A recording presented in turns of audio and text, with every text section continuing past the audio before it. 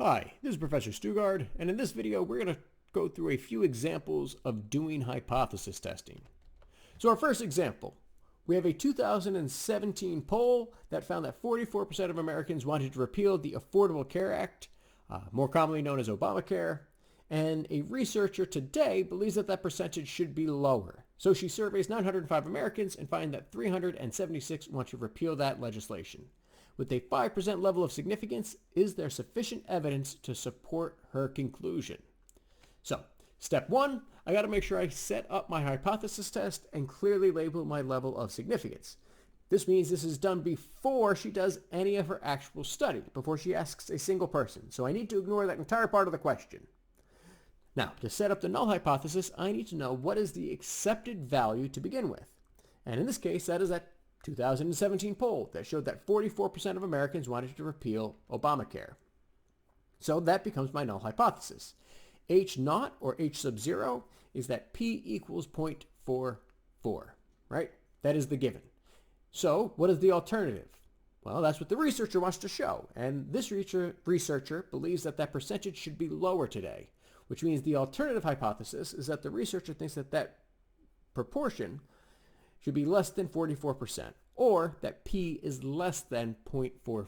So that's my alternative hypothesis, H1, is that P is less than 0.44, which means this is a left tail test. I'm going to be drawing my normal curve at some point, and I'm going to be looking at the area in the left part of that curve. The last thing is to state my level of significance, and in this case we see a 5% level of significance, which means alpha equals 0.05. All right. Now, the next step is to verify that the data she collects is actually independent and approximately normal. So there's two parts here, and it both goes along with the data she collects. So, first of all, how many people did she ask? What's her sample size? Well, she surveyed 905 people, so my sample size N equals 905. To be independent, this has to be less than 5% of the population, and okay, that's pretty clearly true, right? 905 Americans is definitely less than 5% of the population. Now, to do the approximately normal part, we need to check, because it's a proportion, that N times P times the quantity 1 minus P is still going to be greater than or equal to 10. So we know that P is equal to 0.44, right? We have to assume that's true. We haven't collected any evidence to suggest otherwise yet. So we use P equals 0.44 in that formula, type everything in, we simplify this. 223 is the value we get when we multiply those numbers, and that is clearly way larger than 10. And again, it's always going to be larger than 10, but we do want to check and verify that first. We don't want to just assume that someone's telling us the truth, right? So once we know that the data is independent and approximately normal, we can do the hypothesis testing part of this problem, which means you need to calculate the point estimate, then also the standard error and the z-score, and then find the p-value using my normal distribution. So one step at a time, let's find that point estimate, p-hat. So p-hat is x over n, or the successes over the sample size. Now in this case, successes would be the 376 people that want to repeal the legislation, right? In the context of this problem. Out of the 905 people she asked, which means the proportion is 0.415. So she surveyed 905 people, and 41.5% of them said they still wanted to repeal it. Which again, is that lower than 44%? Absolutely, right? So that's less than what the previous poll showed. So, are we done? Does that mean that we know that the value is lower? Well, no, right? This is where we do this hypothesis testing to show whether or not this result would be likely due to random chance or not, right? We know there's variations. I know that if I asked a different set of 905 people, I would get a different number that said they wanted to repeal the legislation. So we need to figure out what is the likelihood of these results if that 44% is true, which means that next step, when now I have to calculate my standard error using my standard error formula, the square root of p times the quantity 1 minus p divided by n, I must use that original p, right? Even though I have a new point estimate, I need to use the one that I have to assume is true, which means I have to use the 0.44 here. Be really, really careful. This is a very common place to make a mistake. So if I plug that into the formula, the value I should get back out is 0.017. Obviously, take the time, pause the video, double check this on your own calculator to make sure you're getting the right answer, because if you're not getting the right answer, that's you're basically screwed for the rest of this, right? Make sure you can do the order of operations. Make sure you can do all these steps, which include pushing buttons on the calculator, because that is absolutely a critical skill to being able to do this type of work.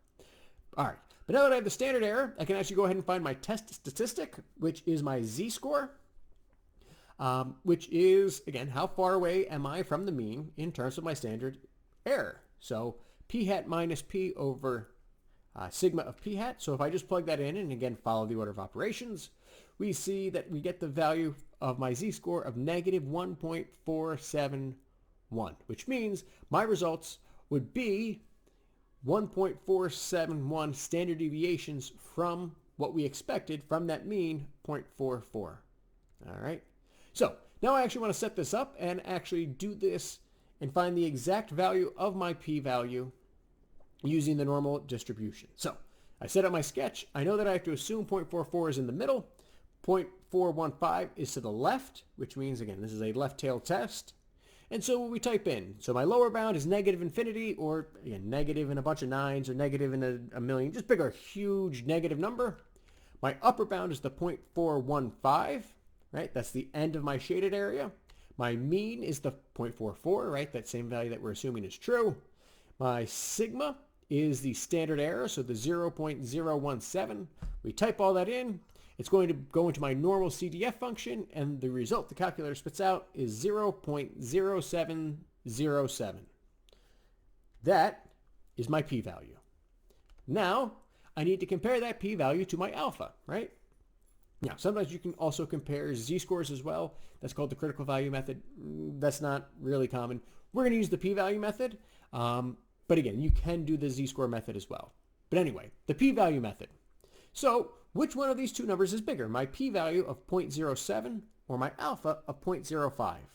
Well, in this case, the 0.07 is bigger. My p-value is bigger. That means I must retain the null. That means there is a 7% chance that my results were due to random chance, and that's still too big of a percentage for me to say my results are statistically significant. Even though, again, I surveyed 905 people, I got a lower proportion, right? A noticeably lower proportion. But because the odds of that occurring due to random chance were 7%, and I set my cutoff at 5, my conclusion is that with a 5% level of significance, there is not enough evidence to claim that the proportion who want to repeal the Affordable Care Act is lower. All right, if the p-value is bigger, the probability is too big, we have to retain the null. Okay, let's try one more example, this time using means. Now, the average salary of nursing graduates is reported to be $57,500. A professor believes that that average should be different for nurses in Connecticut. So, he surveys 35 recent graduates and finds that the average salary in Connecticut is $60,000 with a standard deviation of $4,000.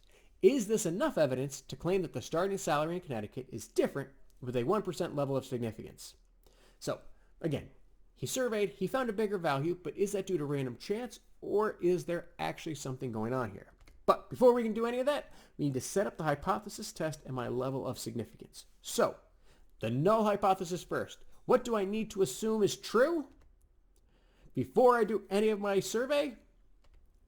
That $57,500.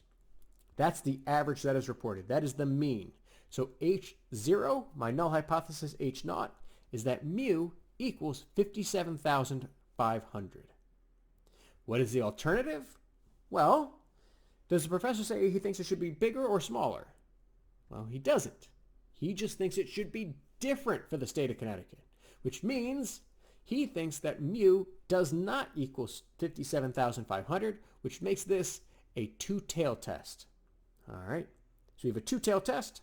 We'll talk about what that means when we get to the p-value. And we have a 1% level of significance, which means my alpha now is 0.01. All right, so we have a smaller level of significance than that first example, which means we're allowing less due to random chance for this problem. Okay, now we need to do that second step. Verify that the data is independent and approximately normal. So independent. Is our sample size of 35 recent graduates less than 5% of all nursing graduates? Yeah, probably. And it's also a good idea, let's try to pull some of those other numbers out as well, right? We know that mu equals 57,500. My sample size is 35. My x bar, right, this is the sample that this professor took, is 60,000 with a standard deviation s, right, his sample standard deviation of 400. So is it independent? Yeah. Clearly 35 nurses is less than 5% of all nurses or all nursing graduates. And then the approximately normal. This is where we just have to verify that our sample size is greater than or equal to 30 because of the central limit theorem and the fact that this is a sample mean problem. And with sample means, we just need to make sure that our sample size is big enough. And of course, 35 is bigger than 30, so yes, it is also approximately normal in addition to being independent. So now we need to calculate that standard error and then use the t-distribution to find the probability of that researcher collecting those results. So the standard error, right, that is my standard deviation divided by the square root of my sample size. So in this case, 4,000 divided by the square root of 35, which should give us approximately 676.123. Again, verify that on your calculators, right? Do that yourself. Pause the video. Make sure you're following along and actually pushing the buttons. Now I need to find my t-score. So again, that's what I observed minus what I expected divided by the standard error. So in this case, 60,000 minus 57,500 divided by 676.123, which should give us a t-score of 3.698. And as always, verify that, right? Make sure you get the same number. If you don't get the same number, let me know so I can help you figure out where we're making a mistake, and it's almost always order of operations, all right? So double check, right? Subtract first, divide second. Now, this is a two-tailed test, remember? So we need to shape both sides. Now, with a t-distribution, we actually have to be kind of careful because with the different degrees of freedom, we know that this is going to look a little bit different. So we actually need to use the t-CDF function and use this in context of how many t-scores or how many standard deviations away we are from 0. So when we set this up, the mean is always 0 with my t-CDF function, right? So my lower bound is going to be my my lower bound is my 3.698, because again, we can see that clearly that's bigger than 0. So my upper bound is going all the way to infinity here. My degrees of freedom, which is what df is always 1 less than my sample size, right? So df, degrees of freedom, that's n minus 1, my sample size minus 1. So in this case, my sample size was 35, so take away 1, that's 34. So my sample size is 34. We type all that into my t-CDF function, and it's going to output 3.812 e 10 to the negative 4, or times 10 to the negative 4. We have scientific notation, so let's convert that. Remember, that means move that decimal place over 4 spots. So I get 0.00038 as my probability. Notice this is not my p-value. This is my probability of just one of my tails. This is just in the right tail.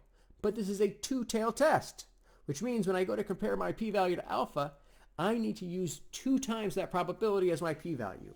So 2 times that 0.00038, which gives me 0.00076, and that's what I compare to alpha, which again, remember my alpha value is 0.01, which is bigger. Pretty clearly my alpha is bigger, which means my p-value is small. I have a very, very small probability of obtaining these results due to random chance, which means I can reject my null. Which means my conclusion is that with a 1% level of significance, there is enough evidence to claim that the average salary for Connecticut nurses is different than $57,500. All right.